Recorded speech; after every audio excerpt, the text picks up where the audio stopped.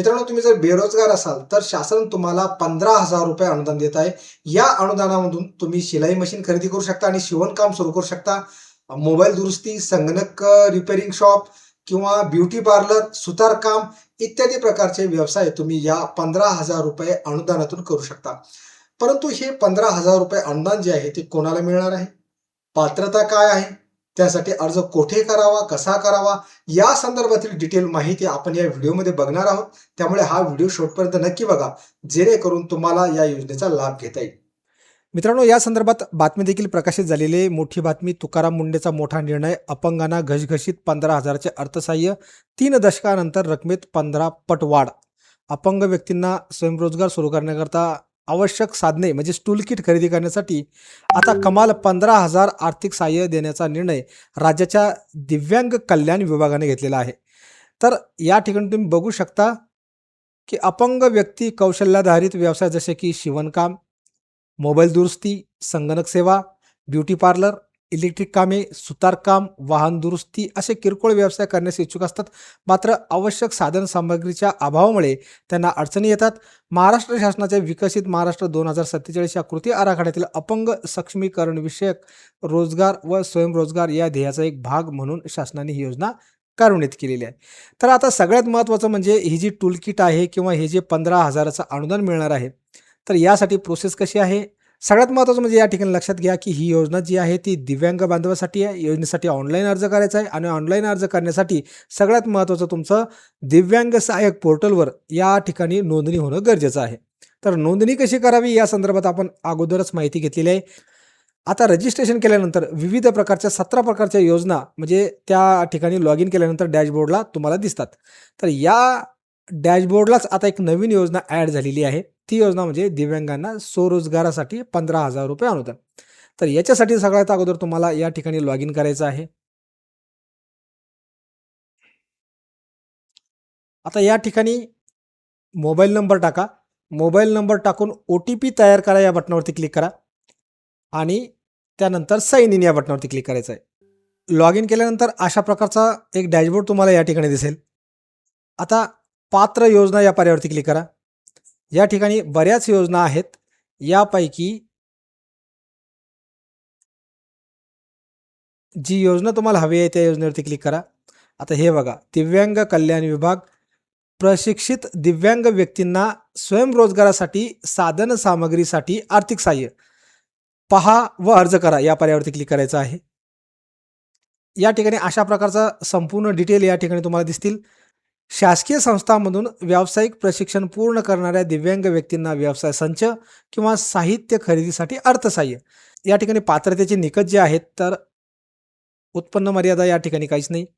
वयोमर्यादा 18 वर्षाच्या पुढे असणं आवश्यक आहे आणि किमान अपंगत्व जे आहे ते 40% पेक्षा जास्त असावं किंवा 40% किंवा 40% पेक्षा जास्त. प्रशिक्षणाची स्थिती शासकीय संस्थेतून त्या ठिकाणी प्रशिक्षण करणं गरजेचं आहे. रहिवासी पुरावा आवश्यक आहे. आता आवश्यक कागदपत्र काय काय लागणार आहे तर या ठिकाणी आधार कार्ड, बँक पासबुक, प्रशिक्षण प्रमाणपत्र, अधिवास प्रमाणपत्र, साधने, साधन संच किंवा उपकरणे खरेदीचा पुरावा. अर्ज करण्यास तयार आहात का? आपली अर्ज प्रक्रिया सुरक्षितपणे सुरू करा. पोर्टलकडे पुढे जा या पर्यायावरती क्लिक करा.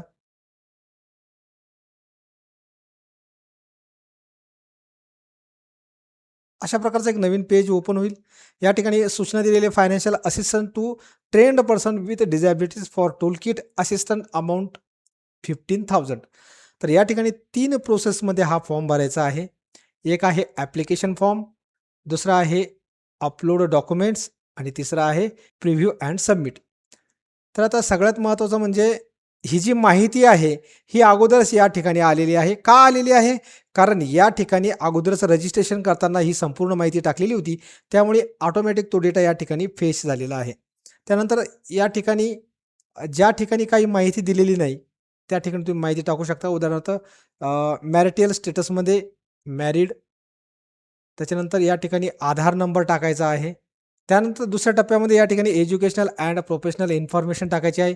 Qualification, details of vocational skill training undertaken आणि detail of relevant employment experience.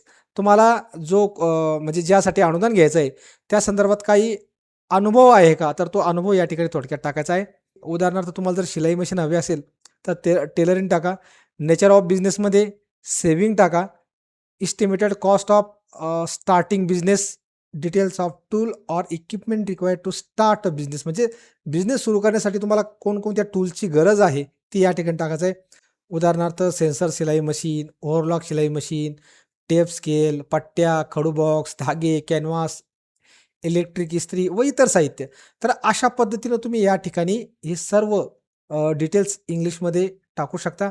त्यानंतर place where the business is carried out or place of establishment of business, म्हणजे तुम्ही तो बिझनेस कुठं सुरू करणार आहात ते या ठिकाणी टाका. Place of owned, rented or other, म्हणजे जे जागा आहे ती तुमची स्वतःची आहे, रेंटेड आहे किंवा ऑदर आहे, तर या ठिकाणी तुम्ही ते टाकू शकता. त्यानंतर ॲप्लिकेशन डिक्लेरेशन, त्यानंतर या ठिकाणी काही सूचना दिलेल्या आहेत ते वाचून घ्या. या ठिकाणी प्लेस टाका, डेट टाका आणि चेकबॉक्सला क्लिक करा. I have read and accept the about declaration या ठिकाणी चेक करा. अपलोड डॉक्युमेंट्स या पर्यावरती क्लिक करा. या अगोदर आता जी माहिती सांगितली ती ॲप्लिकेशन फॉर्म, त्यानंतर अपलोड डॉक्युमेंट्समध्ये हे डॉक्युमेंट्स अपलोड करायचे आहेत. UDID कार्ड, आधार कार्ड, डोमिसाईल सर्टिफिकेट, त्यानंतर बँक अकाउंट डिटेल्स म्हणजे बँकेचं पासबुकची पहिल्या पानाची कॉपी त्या ठिकाणी अपलोड करायची आहे. Training certificate, proof of purchase of tool kit आणि त्यानंतर अर्ज सबमिट करून द्यायचा आहे. हे सबमिट केल्यानंतर शासन त्या ठिकाणी रिव्ह्यू करेल, तुमचे कागदपत्र चेक करेल की तुम्ही जे कागदपत्र जे अपलोड केलेले आहेत ते बरोबर आहेत का, UDID सर्टिफिकेट बरोबर आहेत का, बाकीचे जे कागदपत्र आहेत ते बरोबर आहेत का, हे सर्व डॉक्युमेंट चेक केल्यानंतर जर डॉक्युमेंट व्यवस्थित असेल, तुमचा अर्ज बरोबर असेल, तर त्यानंतर तुमच्या बँक खात्यामध्ये हे अनुदान जमा केलं जाईल. धन्यवाद.